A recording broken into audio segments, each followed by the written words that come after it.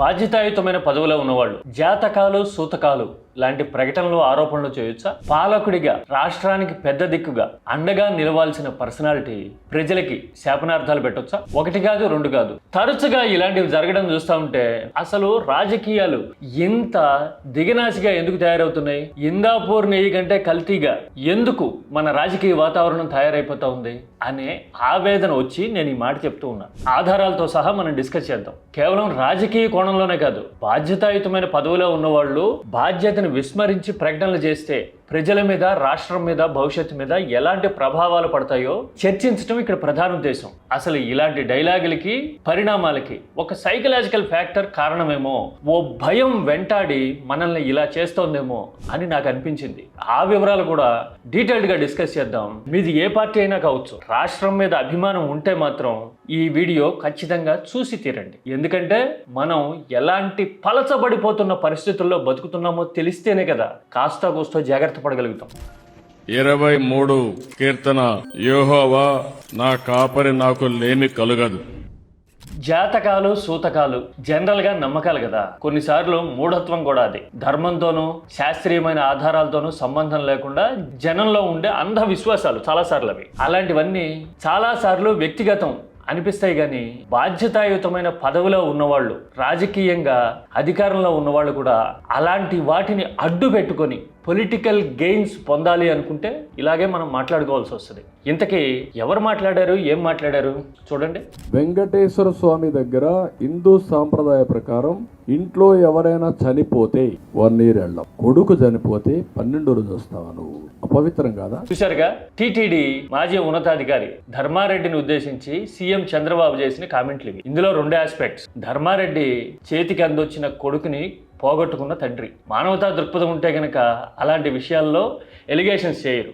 ఏ పరిణామాల్లో పోగొట్టుకున్నారనేది secondary, కానీ బాధే కదా. మానవతా దృక్పథం ఉంటే అలాంటి ఇష్యూస్ని పోక్ చేసి ఎలిగేషన్స్ చేయరు. రెండోది, సూతకం అనే టాపిక్ని ఒక ముఖ్యమంత్రి తీసుకొచ్చి ఎలిగేషన్స్ చేయడం చూస్తే రాష్ట్ర రాజకీయాలు ఏంటి, జారుడు మెట్ల మీదకి వచ్చేసి పాతాళం వైపు పరిగెడుతున్నాయి అనిపించింది నాకు. ఎవరన్నా కుటుంబ సభ్యులు చనిపోతే ఏడాది వరకు దేవుడు దర్శనం చేసుకోరు అని అధికారంలో ఉన్నవాళ్ళు ప్రకటించటము, ఎదురుదాడి చేయడం చూస్తే ఆటోమేటిక్గా రాజకీయ ప్రత్యర్థుల వైపు నుంచి సమాధానాలు వస్తాయి కదా.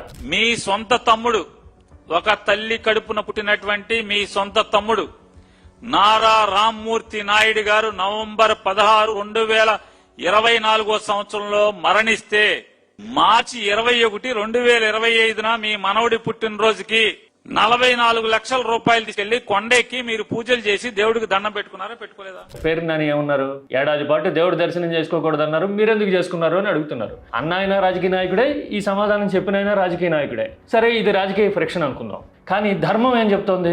ఇవాళ రేపట్లో మనం హిందూ ధర్మం గురించి ధర్మ పన్నాలు వల్లిస్తున్నాం కదా. నేను ఒక వీడియో కోట్ చేసి చెప్తా. గురువు గారు, ప్రపంచం మెచ్చిన ప్రవచనకర్త గరికపాటి వారు గతంలో ఇదే టాపిక్ మీద ఏం చెప్పారో ఒకసారి రివైండ్ చేసి చూసుకోవడం ఇక్కడ అవసరం. నువ్వు పోయినట్టుగా దేవుడికి తెలుసా, నీకు ఎందుకు గొడవ పని లేక. చూశారు కదా, ఇంకా అయిపోలా, ఏడాది పాటు గుళ్ళోకి వెళ్ళకూడదు అనే వాళ్ళకు కూడా ఆయన సమాధానం చెప్పారు. చూడండి, ఎవరన్నా మైలు పట్టే 10 రోజులు, దాన్ని ఎక్క సంవత్సరకాల వరకు పెంచేసారు. అజ్ఞానం బాగా పెరిగిపోయి. చూశారు కదా, అంటే మానవతా దృక్పథం పరంగా చూసినా, రాజకీయంగా చూసినా మనం ఈ మధ్యన బ్రాండ్ అంబాసిడర్లం అయిపోయాము ధర్మానికి అని చెప్తూ ఉన్నాం కదా. ఆ ధర్మం పరంగా చూసినా మనం మాట్లాడిన మాట ఎంత బేస్లెస్, ఇర్రేషనల్ స్వయంగా గరికపాటి వారే చెప్పారు కదా. జనానికి జ్ఞానం ఇవ్వడానికి అలాంటివన్నీ చెప్తూ ఉంటారు కాబట్టి ఆ మాటలు ఇక్కడ కోట్ చేయటం గతంలో చెప్పినవే అయినా కానీ సందర్భోచితం అని నేను అనుకుంటున్నాను. అంటే రాజకీయం కోసం మనం ఎలా ప్రవర్తిస్తున్నామో అని చెప్పడానికి ఇది తిరుగులేని రుజువు కదా. ఇక రెండోది, నేను మొదట్లో చెప్పా కదా, జనానికి శాపనార్థాలు పెడుతున్నామని.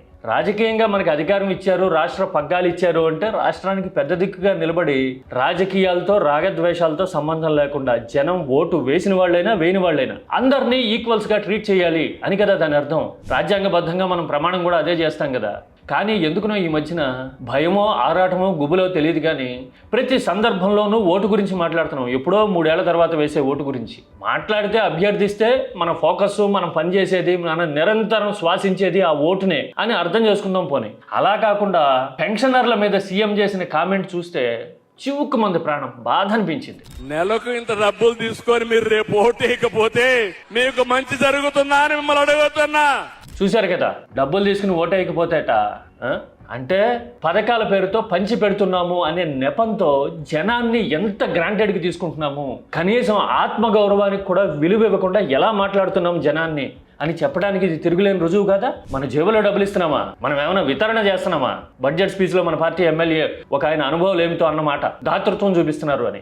అట్లాగా మనం ఏమైనా దాతృత్వంతో ఇస్తున్నామా? ప్రభుత్వ సొమ్ము కదా. అంటే ఆత్మగౌరవానికి విలువ లేదు, ప్రతి విషయంలోనూ ఓటు రాజకీయమే చూస్తాము, ఓటు వేయకపోతే మీకు మంచి జరుగుతుందా అని మిమ్మల్ని అడుగుతున్నా అని శాపనార్థాలు పెడతామా?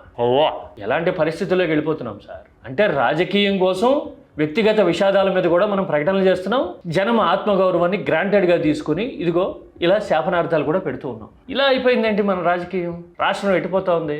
అసలు ఇలాంటి పరిస్థితి కారణం ఏంటి అని ఆలోచిస్తే నాకు ఒక్కటి తట్టింది. ప్రతి మనిషిలోనూ రకరకాల యాంగ్జైటీస్ ఉంటాయి. ఇది బహుశా అలాంటి యాంగ్జైటీల్లో ఒకటి అనిపించింది నాకు. అదేంటో తెలుసా? కాంపిటేటివ్ ట్రైట్ యాంగ్జైటీ అంటారు, CTA. అంటే ఏంటో తెలుసా? ప్రత్యర్థుల్ని చూసి నిరంతరం భయపడుతూ బిక్కుబిక్కుమంటూ గుబులుతో ఆవేదనతో నెట్టుకు రావడం అనమాట. జనరల్గా ముఖాముఖి పోటీ ఉన్న రంగాల్లో ఇది ఉంటుందట. బిజినెస్ కావచ్చు, స్పోర్ట్స్ కావచ్చు, రాజకీయాలు కావచ్చు. ప్రత్యర్థి బలవంతుడు, ప్రత్యర్థికి అడ్వాంటేజ్ ఉంది అనుకున్నప్పుడు ఉలిక్కిపడి ఈ యాంగ్జైటీకి గురవుతుంటారట.